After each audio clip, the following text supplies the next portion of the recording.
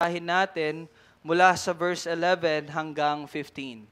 Acts chapter 16, verse 11 hanggang 15.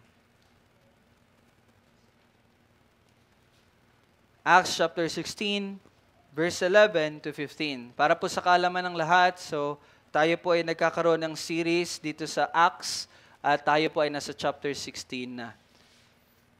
Sabay-sabay po nating basahin ang salita ng Panginoon, chapter 16 ng Acts, verse 11 to 15. Kaya't pagtulak mula sa Troas, tumuloy kami sa Samotracia at ang sumunod na araw ay sa Neapolis at mula rooy sa Filipos na pangunahing lungsod sa distrito ng Macedonia. At ito'y sakop ng Roma.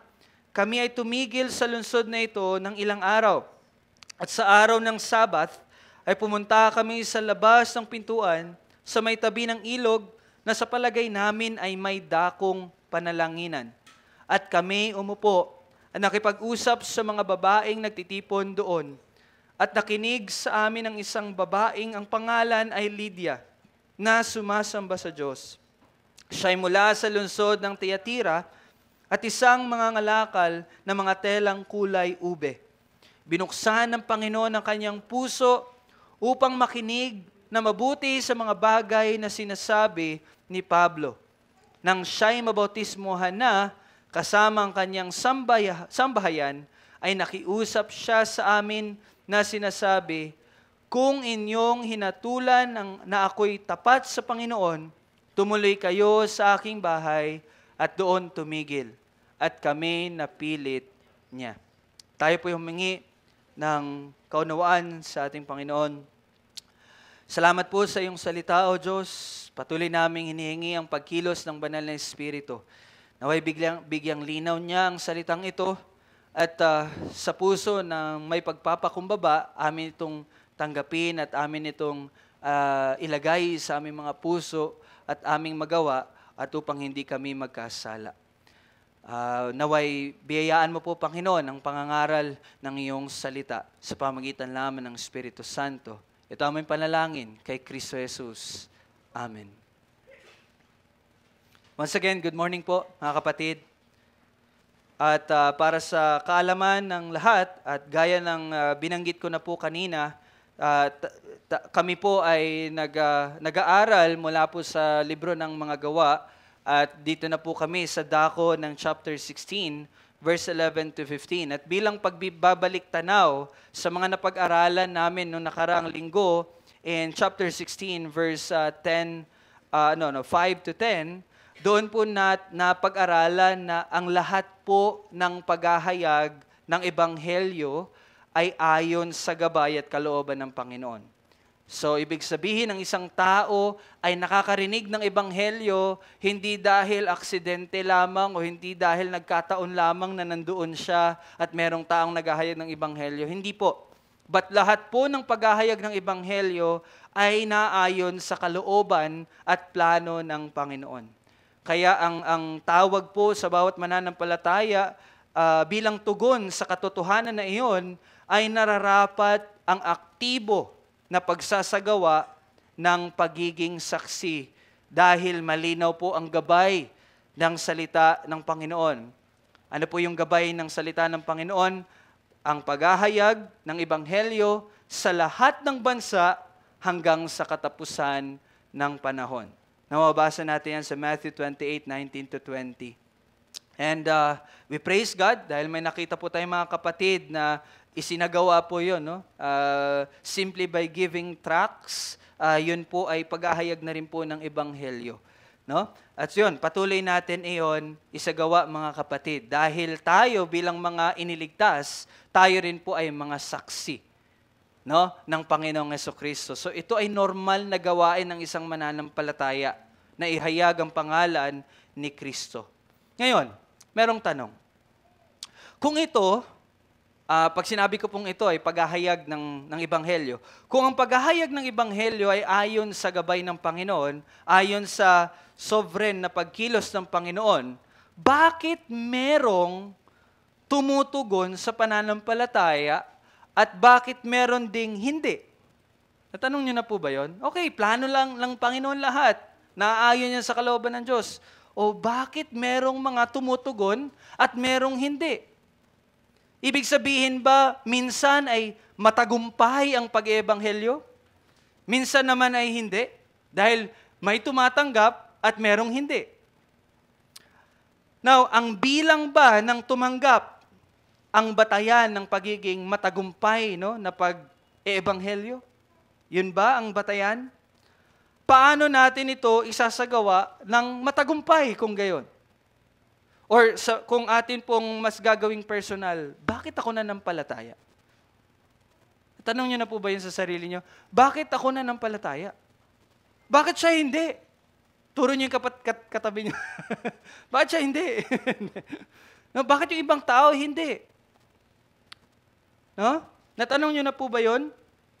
At ito ay napakahalagang tanong nating matutunan. Bakit po? Dahil sa pagsagot ng mga tanong na iyon, ay maaari tayong mapalakas o maaari din tayong mapahina. So depende sa sagot natin sa tanong na iyon, ang magiging epekto natin nito sa atin ay maaring ma-encourage tayo at pwede rin tayo ma-discourage. Depende sa sagot na ibibigay natin. At ang pagsagot sa mga tanong na iyon ay mag-iingat sa atin upang manatiling tapat na mga saksi ng Panginoong Hesukristo. Kaya napakahalaga na masagot natin ang tanong, bakit ako nanampalataya? Bakit pag naghahayag ako ng ebanghelyo, may ibang nananampalataya at meron namang hindi? Paano ba tumugon ng isang tao or paano tumutugon ng isang tao sa utos ng Diyos na manampalataya sa Panginoong Hesukristo? No, kasi ang pagpapanampalataya po sa Panginoong Hesukristo ay utos po yan ng Panginoon. No? Sa sarili ba niyang kakayanan? O sa kung gaano ba ka-convincing yung paghahayag ng ebanghelyo? O dahil sa pagkilos ng biyaya ng Diyos? Ano ang sagot doon? Pero tinuturo po ng salita, sa simula hanggang sa dulo, ang kaligtasan ay sa Diyos. Kahit ang pagtugon ng tao dito. So ito po ang katotohanan mga kapatid. Sa simula hanggang sa dulo, ang kaligtasan ay sa Diyos, kahit ang pagtugon ng tao dito. Now, let me give you some historical record bilang sagot, no, sa ganitong tanong. Hindi ko lang po nilagay yung exact na date, pero meron pong tinatawag na katuruan na Pelagianism. Narinig niyo na po ba yun? Pelagian or Pelagianism. Ito pong katuruan nito ay nagtuturo na ang pagtanggap or ang pananampalataya sa Panginoon ay sa sariling desisyon ng tao. So yun po yung Pelagianism. And sa kalaunan, ito po hindi tinanggap ng iglesia at nagkaroon ng tinatawag na semi-Pelagianism. Ito naman ay nagtuturo na kailangan yung biyaya ng Panginoon. Pag sinabi ko pong biyaya, pagkilos ng Diyos sa buhay ng tao, kailangan daw yun. Ngunit, kailangan muna ng unang desisyon ng tao. Ibig sabihin, magdi-decide ng tao, sige, mananampalataya ako, pero pagkatapos nun, kikilos ang Diyos sa kanya. Yun po yung semi-Pelagianism. Meron din pong tinatawag na Thomism. Ito ay nagtuturo na kailangan ng biyaya, ibig sabihin, kailangan ng pagkilos ng Diyos, ngunit, epektibo lamang ito sa mga hindi umaayaw. Okay? Pag ang isang tao hindi aayaw sa biyaya ng Diyos, magiging effective yon. Pero kung isang tao hindi siya ayaw niya, hindi magiging effective ang biyaya ng Panginoon. So yun po ang Thomism. At ito naman, panghuli, which is very popular sa panahon natin ngayon, ang katuruan ng Arminianism. Anong tinuturo ng Arminianism? Kailangan ng biyaya ng Diyos, pagkatapos noon, magdidesisyon ng tao kung tatanggapin o hindi. So, parang pare-pareho lang po sila, di po ba? No? Now, in summary, ganito po yun, para mas maging malinaw sa atin. Ang Pelagianism, ganito. Kaya ko piliin ng Diyos kahit wala ang biyaya. Ganun ang turo nila. Semi-Pelagianism, sisimulan ko, tutulungan ako ng Diyos. Okay? Ang Thomism naman, papagalingin ako ng Diyos para mas galingan ko pa ang pagtanggap sa Kanya. Parang ganon. At ang last, Arminianism, lahat ay nakatanggap ng biyaya at lahat ay pipili. So ganun po ang kanilang, ganun po yung apat, no, na turo kung paano tumutugon ang isang tao sa pananampalataya. Pero ano pong sabi ng salita ng Panginoon? In John chapter 6, malinaw na sinabi ng Panginoong Jesus, walang taong makakalapit sa akin, malibang ilapit siya ng Ama na nagsugo sa akin. Ulitin ko po, walang taong makakalapit sa akin, sabi ng Panginoong Hesus, malibang ilapit siya ng Ama na nagsugo sa akin. At siya'y muli kong bubuhayin sa huling araw. So yun po ang sinabi ng Panginoong Hesus in verse 44. At pagkatapos doon, in verse 64, sinabi ng Panginoong Hesus, subalit, sinabi niya sa mga Pariseo, subalit may ilan sa inyo na hindi sumasampalataya sapagkat nalalaman na ni Jesus buhat pa ng una kung sino-sino ang hindi sumasampalataya at kung sino ang magkakanulo sa Kanya. Sinabi niya, dahil dito'y sinabi ko sa inyo, walang taong makakalapit sa akin, malibang ipagkaloob sa Kanya ng Ama. So yun po ang sinabi ng ating Panginoong Hesus. No? So, bakit hindi kayang lumapit o manampalataya malibang ilapit siya, yung taong iyon, ng Ama kay Kristo? Kasi malinaw ang sinabi ng Panginoong Hesus. Malibang ikaw ay ilapit ng Ama, malibang ito ipagkaloob ng Ama sa iyo, hindi ka makakalapit sa akin. So ngayon ang tanong, bakit hindi natin kayang lumapit o bakit hindi kaya ng isang tao na lumapit o manampalataya kay Jesucristo malibang ilapit siya ng Ama? Now, ang pinakasimpleng sagot po doon ay dapat maunawaan natin dahil tayo po ay patay. Patay ka ba? Sasabihin siguro natin, buhay na buhay ako. Nandito nga ako, di ba? Pero ang isang tao ay hindi nananampalataya kay Kristo dahil siya ay patay. Now, paano natin unawain yung katotohanan ng lahat ng tao ay patay? Sabi sa Romans 5:12, kaya't kung paanong sa pamagitan ng isang tao ay pumasok ang kasalanan sa sanlibutan at sa pamagitan ng kasalanan ay ang kamatayan, kaya't dumating sa lahat ng mga tao ang kamatayan sapagkat ang lahat ay nagkasala. Now, himay-himayin natin. Sinabi dito sa Romans 5:12, pumasok ang kasalanan. Now, kung babasahin po natin ito po ay hindi patungkol sa mga particular na kasalanan na ginagawa ng isang tao.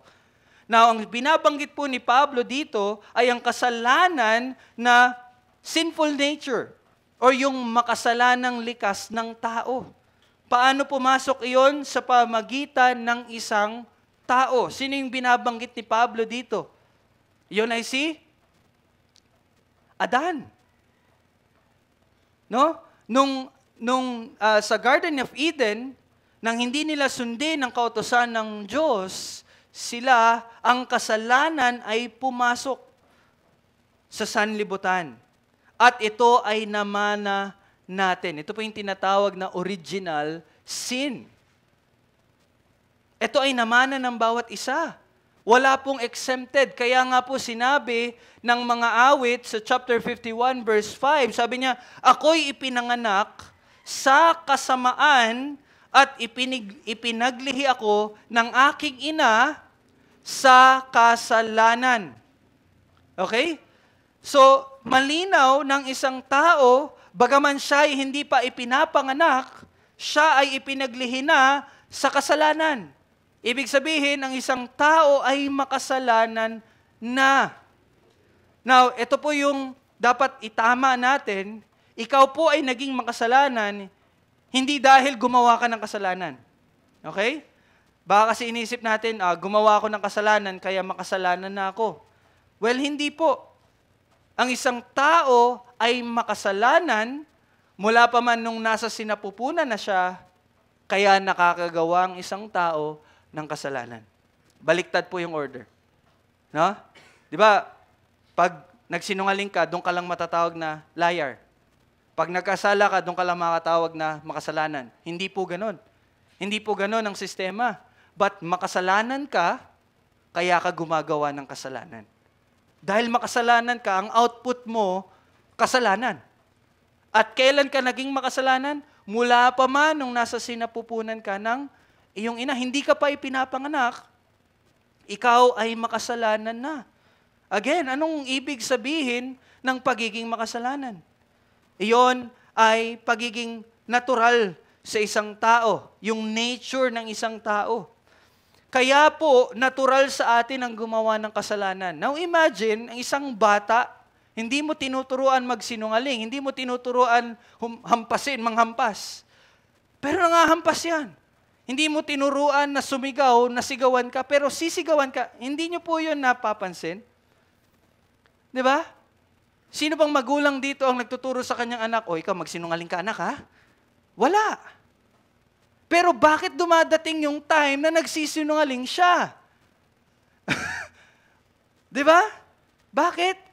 Yun ang katotohanan na tayo ay makasalanan. Kaya natural sa atin bilang natural na tao sa makasalanang kalikasan natin ang gumawa ng kasalanan.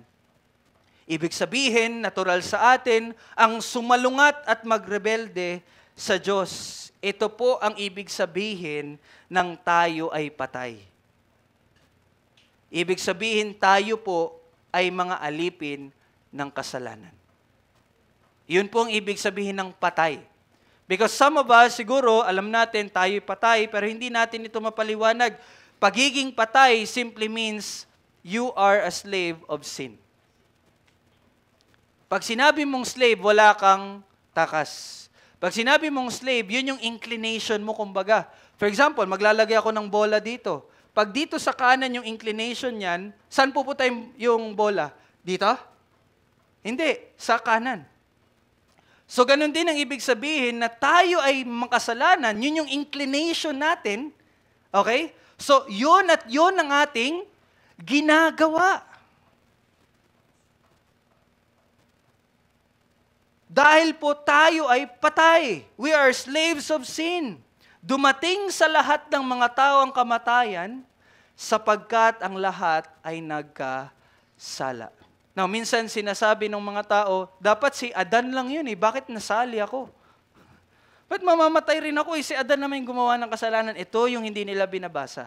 Sabi sa salita ng Diyos, dumating sa lahat ng tao ang kamatayan. At pag sinabi natin kamatayan, dalawa po ito, yung physical na kamatayan at yung spiritual na kamatayan. Okay, makikita nyo dito, parang tatlo na yung kamatayan. Pag sinabing patay ka, you are slaves of sin. And yung consequence nun, dahil gumawa ka ng kasalanan, ikaw ay mamamatay. Ibig sabihin, physical at spiritual. Yung spiritual na kamatayan naman ay kahulugan nito, ikaw ay mawawala sa presensya ng Panginoon sa darating na panahon. Yun po yung tinatawag na impyerno. Marami sa atin na nag-iisip, impyerno is ang init or, di ba, ganun, puro parusa. But actually, the ultimate definition of hell is mawawala ka sa presensya ng Panginoon. That is hell. Yun yung resulta ng kasalanan. No? At sinasabi ng marami, bakit mamamatay ako? Si Adan lang yun. Dapat siya lang yung namatay. But malinaw sa salita ng Panginoon, lahat ng tao ay dumating, ang kamatayan ay dumating sa lahat ng mga tao. Bakit? Sapagkat lahat ay nagkasala. Hindi dahil kay Eva, hindi dahil kay Adan, but dahil tayo ay nagkasala. Dahil patay ang tao, mga kapatid, kailan may hindi niya tatanggapin ang anumang mula sa Diyos. Kinakamuhian niya ang mga ito. At hindi siya tutugon dito. Bigyan ko po kayo ng example. Imagine, merong naghihingalo dito. Alam niyo po yung tawag doon sa yung electrical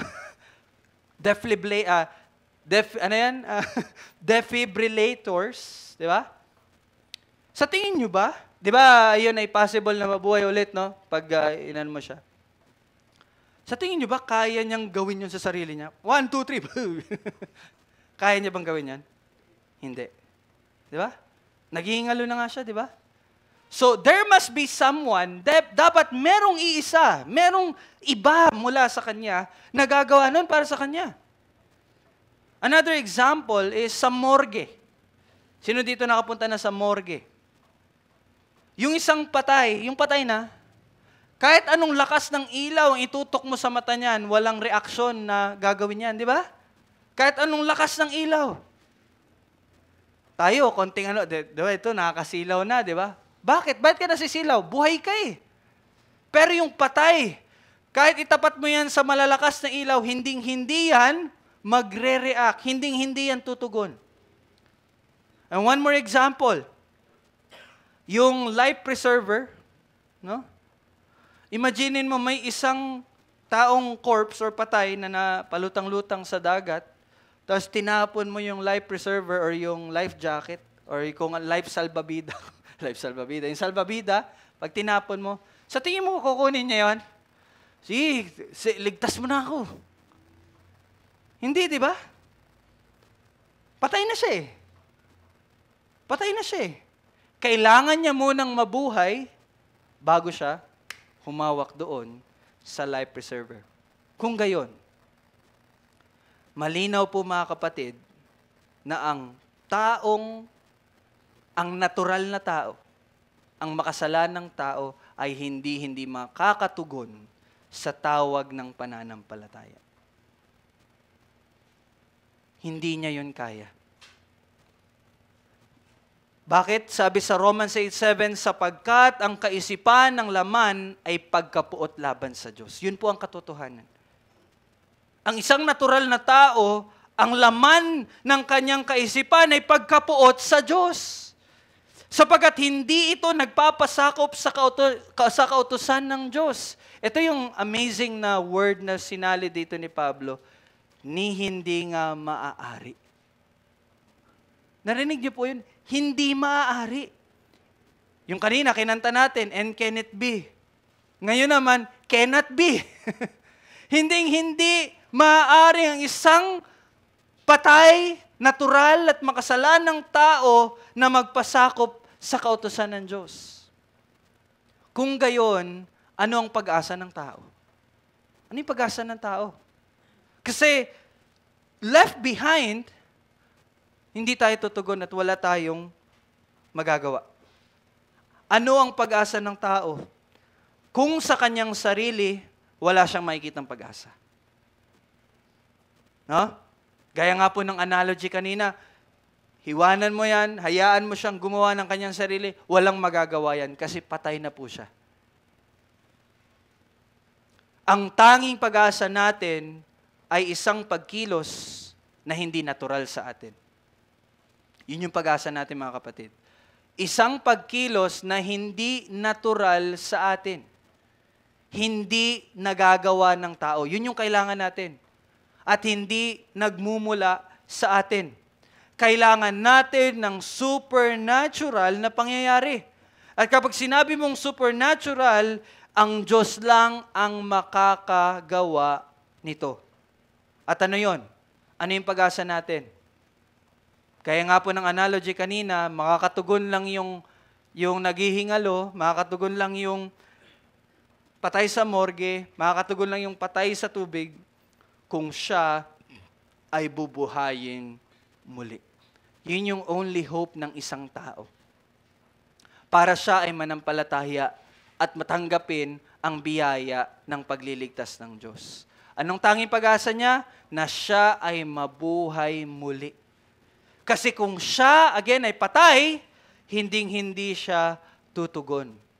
Tutugon lamang ang isang patay na tao sa Ebanghelyo kung siya ay bubuhayin muli. Yun lang po. Yun lang po. Kaya sabi ng Panginoong Hesus nung nagtanong si Nicodemo isang gabi, no? Nung dahan-dahan si Nicodemo na lumapit sa Panginoong Hesus at nagtanong sa kanya, sinabi ng Panginoong Hesus sa kanya, malibang ang isang tao ay ipanganak na muli, ay hindi niya makikita ang kaharian ng Diyos. Anong sabi ng Panginoong Hesus? Malibang ang isang tao ay ipanganak na muli. Ito yung salitang born again. Unless you are born again, hindi mo makikita ang kaharian ng Diyos. And nagpatuloy siya sa verse 5, katotohanang sinasabi ko sa iyo, malibang ang isang tao'y ipanganak ng tubig at ng Espiritu. Dito binigyang linaw ng Panginoong Hesus. Ano bang ibig sabihin ng ipanganak muli? Ang ipanganak muli ay ibig sabihin ipanganak ng tubig at ng Espiritu. Malibang iyon ay mangyari, hindi siya makakapasok sa kaharian ng Diyos. So makikita natin ang halimbawang ito, ng pangyayaring ito, dito po sa teksto na ating binasa kanina. In the book of Acts, chapter 16, 11 to 15, makikita natin ang halimbawa ng pagbubuhay muli ng Panginoon at doon tumugon ng isang tao sa tawag ng pananampalataya. Tingnan natin muli ang ating mga Biblia in Acts chapter 16, verse 11, at babasahin natin quickly verse 12. Sabi diyan, kaya't pagtulak mula sa Troas, tumuloy kami sa Samotracia at nang sumunod na araw ay sa Neapolis at mula rooy sa Filipos, na pangunahing lungsod sa distrito ng Macedonia at ito'y sakop ng Roma. Kami tumigil sa lungsod na ito ng ilang araw. Now, kung mababasa po natin dito, ito po yung tagpo na nagpapakita ng katotohanan na ang natural or patay na tao ay hindi tutugon. Bakit ko po yun nasabi? Kung matatandaan po natin, kung babalikan niyo po at titingnan niyo po sa mga Biblia ninyo, in verse 9, tingnan niyo po yung verse 9. Anong nangyari sa verse 9? Nang gabing iyon ay lumitaw ang isang pangitain kay Pablo. May isang lalaking taga-Macedonia na nakatayo at nakikiusap sa kanya na sinasabi, tumawid ka patungo sa Macedonia at tulungan mo kami. Now, kung titingnan natin ito uli, kung kayo si Pablo, kung kayo sila Pablo, at nagkaroon kayo ng pangitain na yon, at in verse 10, sinabi nila na, okay, kalooban ng Panginoon na kami pumunta sa Macedonia upang ihayag ang Ebanghelyo sa mga taong iyon. And sa pangitain na nakita mo na may isang lalaki na nagsasabi, tulungan mo kami, ito'y magbibigay sa iyo ng ideya na, okay, marami doong mananampalataya. Di ba? Naintindihan niyo po yon? Di ba? Nakakita ka ng pangitain na marami na nagsabi na tulungan mo kami. So, ang iyong pag-iisip, okay, punta tayo doon, maraming nakaabang doon, maraming mananampalataya doon. But, ngunit, no? Bagaman nasa pangunahing lungsod na sila. Ano sinabi niyan sa verse 11 at 12? Sila ay nasa pangunahing lungsod sa distrito ng Macedonia. Ibig sabihin, capital city.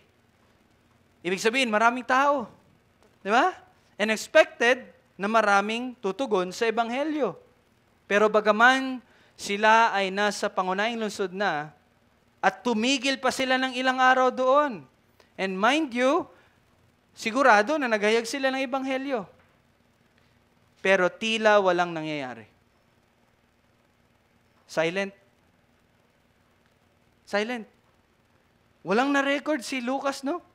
By the way, Lucas, ang writer ng Acts, ay kasama na nila at this point of time.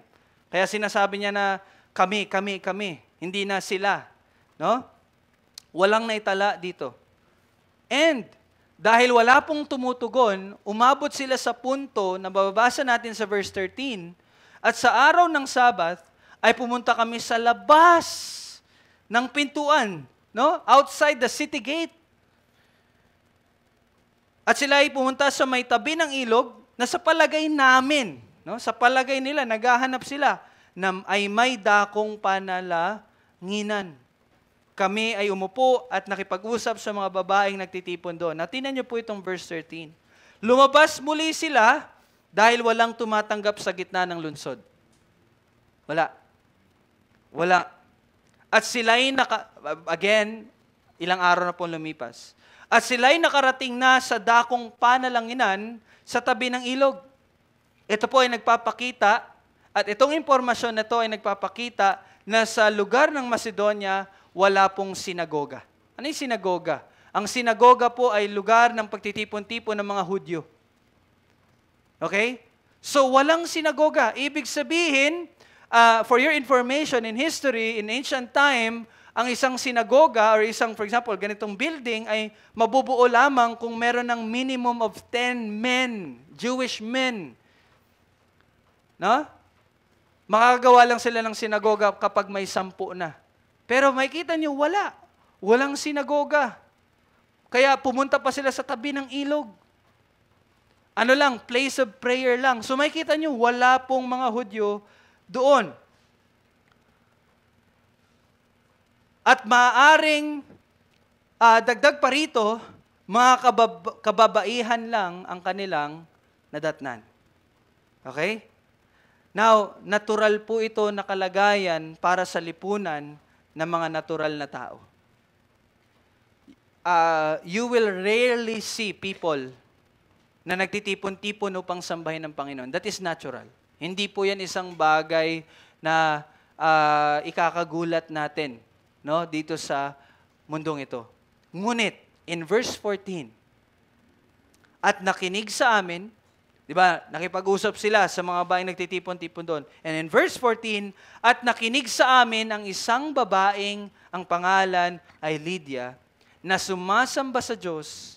Siya'y mula sa lungsod ng Tiatira at isang mga ngalakal na mga telang kulay ube. At anong sinabi? Binuksan ng Panginoon ang kanyang puso upang makinig na mabuti sa mga bagay na sinasabi ni Pablo. Si Lydia po ay sumampalataya. At tunay, bakit? Sabi po sa verse 15, nang siya'y mabautismuhan, nabautismuhan po siya, nagpabautismo siya, at hindi lang siya. Kasama ang kanyang sambahayan. At pagkatapos nun, nakiusap pa siya, kala Pablo na tumira muna or magstay muna sa kanila. And in fact, in verse 40, mababasa niyo po sa verse 40 na ang tahanan ni Lydia ay naging house of worship nung time na yon sa mga mananampalataya doon sa lugar nila. No?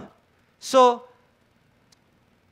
makikita natin na pati ang kanyang sambahayan ay nanampalataya at nagpabautismo. Makikita natin ang bunga ng tunay na pananampalataya niya. No? Dahil pinatuloy niya sila Pablo na nagpapakita at ng hangarin niyang magpasakop at maglingkod sa Panginoon sa pamagitan ng paglilingkod sa mga ministro at iglesia. Gaya nga ng sinabi ko kanina, ang bahay niya ay naging bahay panambahan. At ito po ay nangyari dahil, kung babalik tayo sa verse 14, binuksan ng Panginoon ang kanyang puso upang makinig ng mabuti sa mga bagay na sinasabi ni Pablo. Nakita niya po ang kaharian ng Panginoon. Dahil siya ay binuhay muli ng Panginoon. Now, itatanong niyo siguro, nasaan doon yung pagbubuhay muli sa kanya ng Panginoon?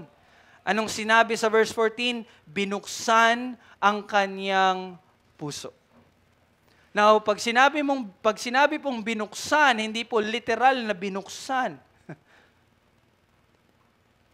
But sinabing binuksan, ito ay binago. At alam niyo po ba, itong nangyari kay Lydia dito sa verse 14 ay isang bagay na hindi bago, isang bagay na hindi inaasahan. But ang nangyari kay Lydia ay pangyayari na pangako ng Panginoon.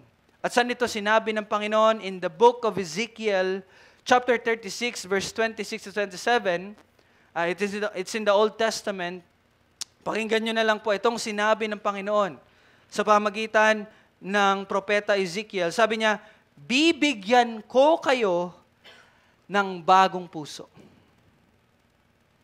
At lalagyan ko kayo ng bagong espiritu sa loob ninyo.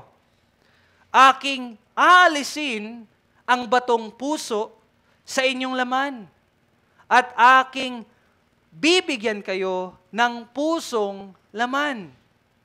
Aking ilalagay ang aking espiritu sa loob ninyo at palalakarin ko kayo ng ayon sa aking mga tuntunin at magiging maingat kayo sa pagsunod sa aking mga batas. And kani-kanina lang, natutunan natin mula sa salita ng Panginoon ng isang tao ay patay at ang taong patay ay kailan may hindi magpapasakop saan? Sa utos, sa batas, at sa kalooban ng Diyos. Pero anong ipinangako ng Panginoon dito? Bibigyan ng bagong puso, bibigyan ng bagong espiritu. Para saan?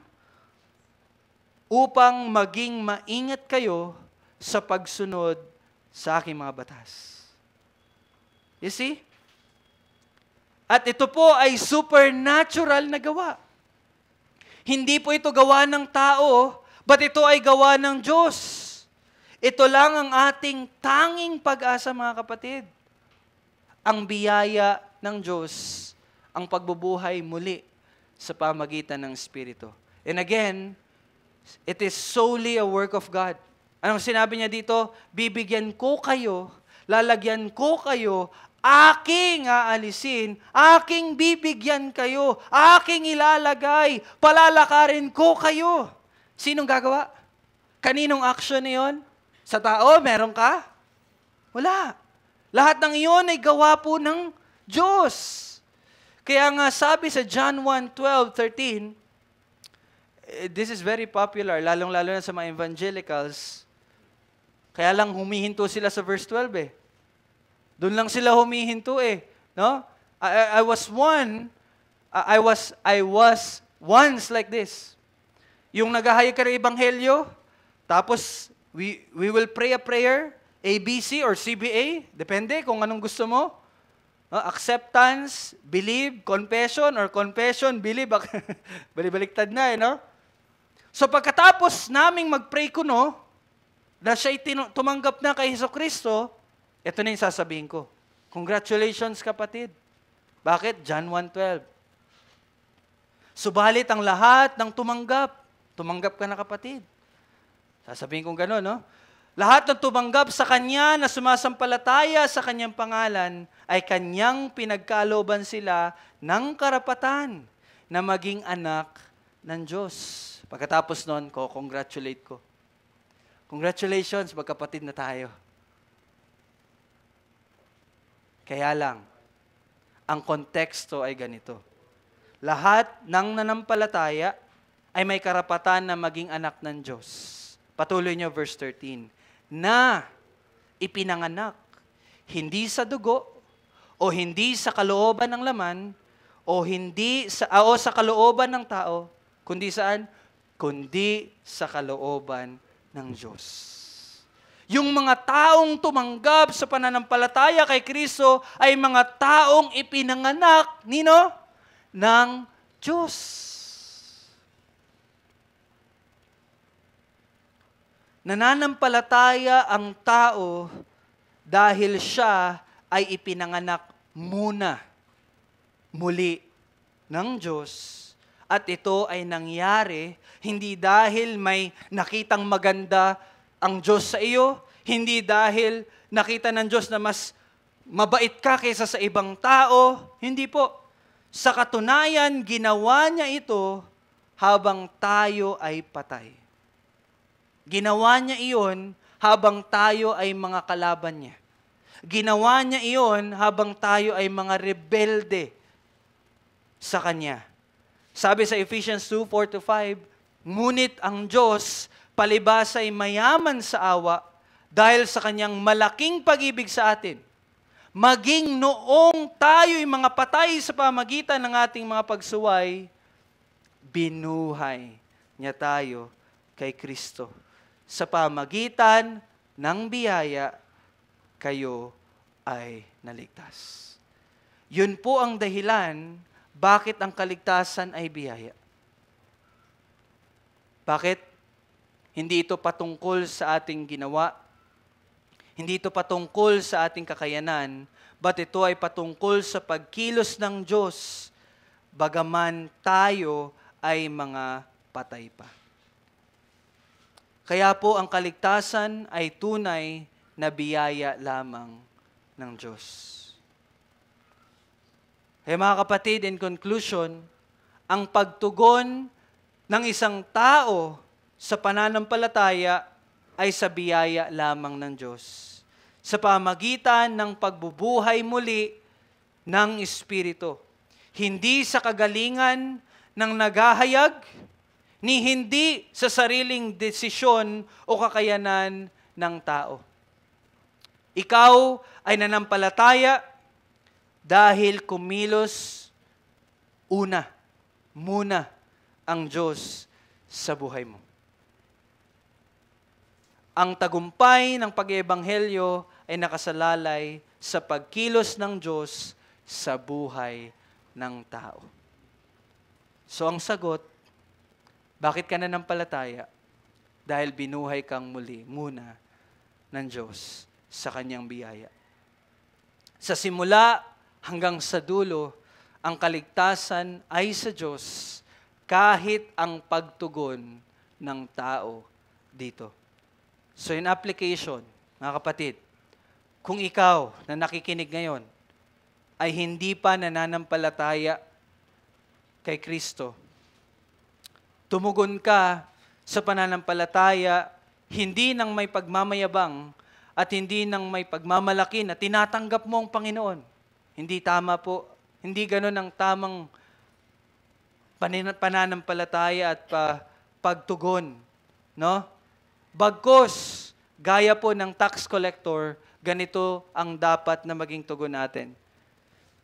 Sabi sa Luke 18:13, tingnan nyo po yung, pakinggan nyo po yung tugon ng tax collector. Subalit ang maniningil ng buwis or tax collector na nakatayo sa malayo ay ayaw itingin man lamang ang kanyang mga mata sa langit, kundi dinadagukan, ginagano no? Ang kanyang dibdib na nagsasabi, Diyos, mahabag ka sa akin na isang makasalanan. Yon ang tamang tugon. Hindi, Lord, sige, handa na ako. Tinatanggap na kita, pinapapasok na kita sa aking puso. Hindi po ganon. Bagkus, sa labis na pagpapakumbaba, ang dapat nating sinasabi, Diyos, mahabag ka sa akin na isang makasalanan. Talikuran mo ang iyong mga kasalanan at maniwala na tanging kay Jesus lang may kapatawaran na lubos na nagmamakaawa sa habag ng Panginoon at umaasa na ikaw ay buhayin niyang muli. Yun yung dapat mong ipanalangin. Kasi without the power ng pagbubuhay muli ng Panginoon, no one can be saved. Hindi ka maliligtas kung wala ang pagbubuhay muli ng Panginoon. Dahil walang tunay na pananampalataya kung ganon. Maging tapat para naman sa mga mananampalataya, maging tapat sa paghahayag ng Ebanghelyo. Hindi mo kailangan baguhin or baluktutin para lang maakit ang ibang tao. No. Just faithfully proclaim the gospel at ang Diyos ang magliligtas sa mga nakakarinig. And lastly, sa mga mananampalataya, patuloy na iayon mo ang iyong pamumuhay sa iyong bagong kalikasan. Kasi binuhay ka na muli. Okay? Bilang mga binuhay na muli, hindi ka na patay o hindi ka na alipin sa makasalanang likas, kundi malaya na at buhay na alipin ng katuwiran. Yon ang ipamuhay mo, kapatid. Kasi buhay ka na. You are born again. Buhay ka na. Iayon mo yung buhay mo sa iyong bagong kalikasan. Tayo po ay manalangin.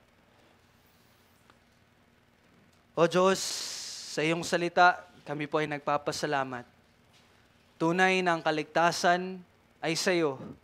Tunay na ang kaligtasan ay tanging gawa mo. Sa simula hanggang sa dulo. Salamat o Diyos dahil biyaya na kami ay pinili mo. Biyaya na kami ay binuhay mong muli. Na siyang naging dahilan ng aming pagtanggap at pananampalataya kay Kristo. Panginoon, panalangin ko po o Diyos na sa biyaya mo, kung meron man ang hindi pa nananampalataya, naway sa biyaya mo ay baguhin mo ang kanyang puso. Bigyan mo siya ng bagong espiritu. At nang sa gayon, siya ay manampalataya at maligtas. At panalangin ko po, Lord, ng bawat mananampalataya ay patuloy na mamuhay ayon sa bagong likas. Bilang mga binuhay ng muli, hindi na patay, hindi na alipin ng kasalanan, bagkus malaya at alipin na ng katuwiran at namumuhay para sa iyong kaluwalhatian. Ito aming panalangin sa pangalan ni Jesus. Amen. At tayo po'y magsitayo at bilang awit ng pagtugon, tayo po'y awit ng isang himno. Ito po ay old song, pero unang beses pa lang natin ito awitin. Ang title po nito ay My Lord, I Did Not Choose You. Ito po ay